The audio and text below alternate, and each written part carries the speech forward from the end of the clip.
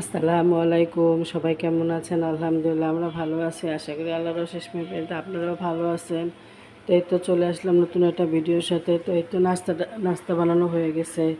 তো যেহেতু আজকে এই তো তোমাদের ভাইয়া বাসায়, তো আমি আর তোমার ভাইয়া আজকে একসাথে নাস্তা করব। তো এই তো নাস্তা রেডি করে নিলাম।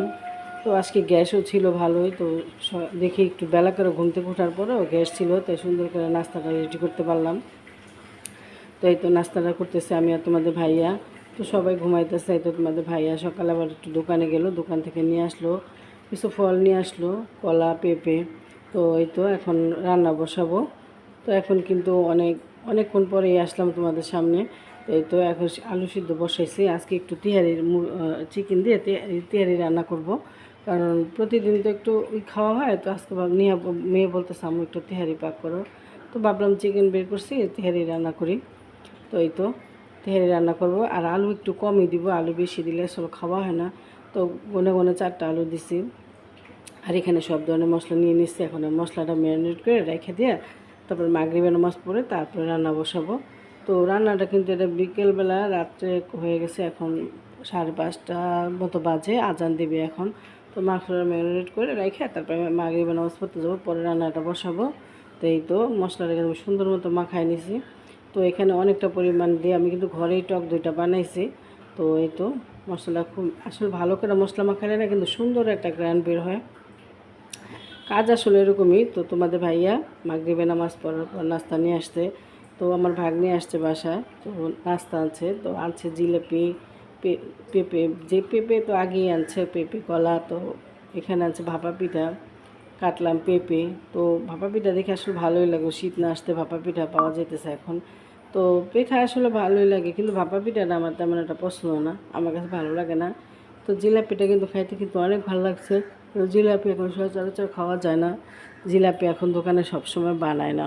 তো তোমাদের ভাইয়া যখন বাসা থাকে আমাদের মন মতোই নাস্তা খাওয়ানোর চেষ্টা করে। তো উনি আবার আসলে মেয়েদেরকে খুব বেশি ভালোবাসে।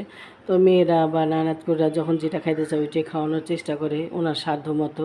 তো আসলে সন্তানকে আসলে সবাই ভালোবাসে। সন্তান, আমাদের বাবা মাও আমাদেরকে খুব কষ্ট করে বড় করছে বা অনেক ভালোবেসে বড় করছে, হয়তো আমরা বুঝি না। বাবা মা না হলে এখন আমাদের সন্তানরা হয়তো বোঝে না, আমরা হয়তো বুঝি, কারণ আমরা এখন বয়স হইতেছে। কিন্তু আমাদের সন্তানরা যখন আস্তে আস্তে বয়স হবে তখন আমাদের সন্তানরাও বুঝবে। আসলে একটা সন্তান বড় করতে অনেক ভালোবাসা, অনেক কষ্ট, অনেক পরিশ্রম করতে হয়। এমনি এমনি একটা সন্তান বড় হয়ে যায় না। তো সন্তান আসলে বড় হলেই বুঝে। বড় না হলে, বাবা মার জায়গায় না আসলে কোনদিন সন্তানের বাবা মার মর্ম বোঝে না। তো ওইটাই আর কি। তো এখনই তো রান্না করতে আসলাম। তো আজকে রান্না করবো চিকেন তিহারি। তো এই তো আমি মাংসটা বসাই দিলাম। মাংসটা হইতে একটুও সময় লাগে না, যেহেতু অনেক সময় ম্যারিনেট করা ছিল। তো এই তো কালারটা কিন্তু খুবই সুন্দর আসছে। তো ভাবলাম ভাগ্নি আসছে, একটু তাড়াতাড়ি বসাই দিলাম। ভাগ্নি আসছে যখন ও খেয়ে যাবে। তো ও বলতেছে না খালামুনি খাবো না। তো বলি বসো, আসছো যখন খাওয়া দাওয়া করিয়ে যাও। তো বসছে। তো আমার ওর সাথে লুডো খেলাম, অনেক কিছুই করলাম, মজা করলাম।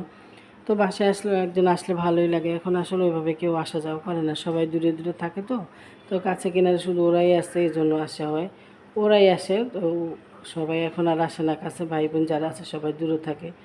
আর একটা সময় দেখা যায় কি সবাই সংসার হয়ে গেলে সবাই দূরত্ব বেড়ে যায়, কারোর সাথে কারো যোগাযোগ একটু কমই থাকে।